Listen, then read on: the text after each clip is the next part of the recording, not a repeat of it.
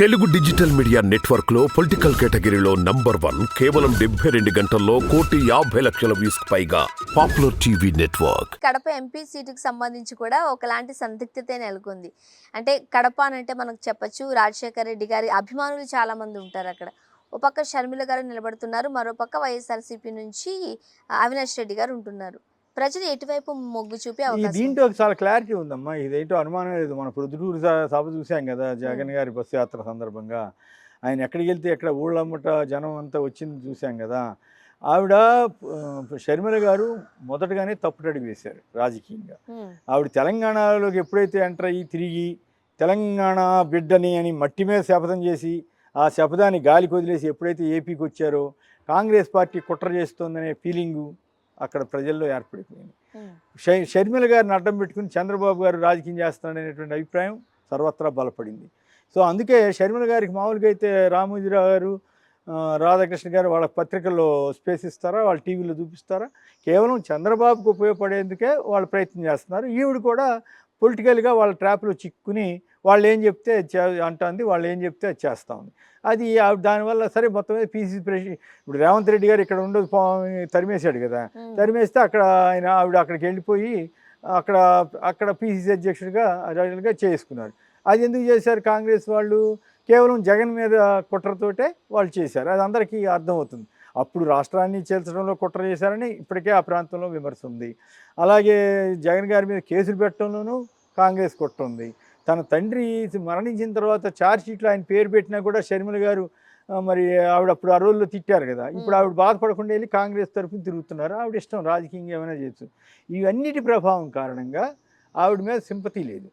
ఆవిడకి డిపాజిట్ వస్తే గొప్ప విషయం. డిపాజిట్ వస్తుందని నేనైతే అనుకోవట్లా. ఖచ్చితంగా కడపలో అవినాష్ రెడ్డి క్యాండిడేట్గా గెలవబోతున్నాడు అనేది అంచనా. అండ్ రఘురామకృష్ణరాజు గారు ఏ పార్టీ నుంచి పోటీ చేయబోతున్నారు అనేది కూడా ఒక సందిగ్ధతే. కొంతమంది చెప్తున్నారు టీడీపీలోకి వెళ్ళబోతున్నారు అని. నిజమేనా?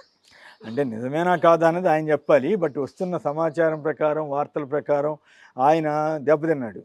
ఆయన్ని వాడుకుని శుభ్రంగా పక్కన పడేసేసరికి ఈయనకి ఏమర్థం కావాలో చివరికి చంద్రబాబు గారిని కూడా వాడు వీడని చెప్పి ఒక రకంగా దూషించినట్టే కదా. వాడని ఒక నాయకుడిని మొన్నటిదాకా పోగిన ఆయన్ని వాడు వచ్చి ఇంక నాకే టికెట్ ఇవ్వలేని వాడు వచ్చి పోలవరం నిధులు తెస్తాడా అది అని అనేసాడు కదా. సో అంటే అతను బ్లాక్మెయిలింగ్ టాక్టిక్స్ అని అనుకోవాలి అప్పుడు. సో ఆయన బ్లాక్మెయిలింగ్కి భయపడి ఇప్పుడు చంద్రబాబు గారు అట్లాగే మధ్యవర్తిగా ఉన్న రాధాకృష్ణ, ఆంధ్రప్రదేశ్ రాధాకృష్ణ వీళ్ళంతా కూడా ఏదో రకంగా ఇతను సెట్ చేయకపోతే మళ్ళీ మనకి తలనొప్పి అవుతాడేమో అనే భయంతో వాళ్ళు ఉన్నారు. ఆయనకి కూడా కావాల్సింది అది.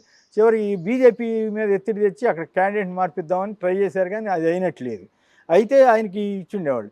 లేదు విశాఖపట్నం బీజేపీకి ఇచ్చి ఇది తెలుగుదేశం తీసుకోవచ్చు. అక్కడ ఉన్నదేమో బాలకృష్ణాలుడు. మళ్ళీ అదేం ప్రాబ్లం అవుద్దో తెలియదు. అంటే చంద్రబాబు గారి బంధువులంతా నిలబడాలి, కానీ మరి నాకు లేదా అనేది రఘురామకృష్ణరాజు ప్రశ్న. కానీ ఈయన పెడితే నువ్వు అక్కడ బీజేపీ పెడితే ఏమవుతుంది అనేది ఒక సందేహం. ప్లస్ వాళ్ళకి బాలకృష్ణ గారి రెండో అల్లుడికి ఇవ్వకుండా ఉంటే మళ్ళీ బాలకృష్ణతో ఏం ప్రాబ్లం వస్తుందో దీంతో వాళ్ళు కామ్గా ఉరికి బీజేపీ ద్వారా ట్రై చేశారు. అది అవ్వల.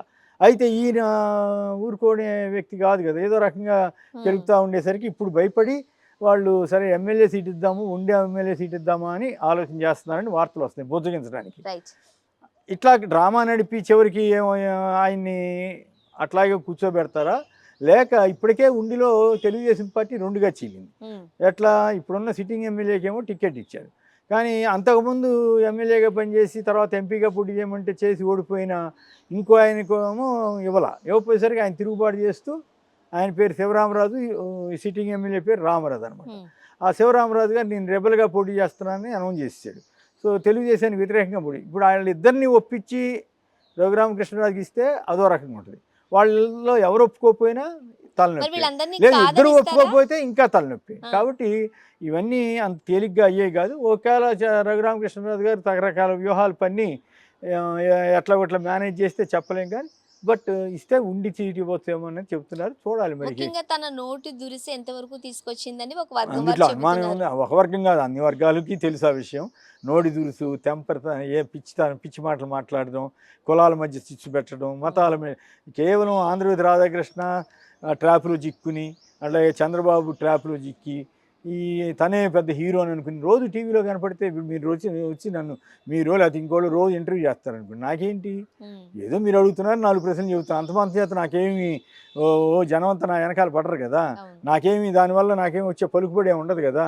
కాకపోతే మనకు అదొక ఆనందం అనమాట, ప్రచారం. అయితే మీరు నన్ను అభిప్రాయాలు అడుగుతున్నారు కాబట్టి నేను కొంచెం పద్ధతిగా మాట్లాడుతున్నాను.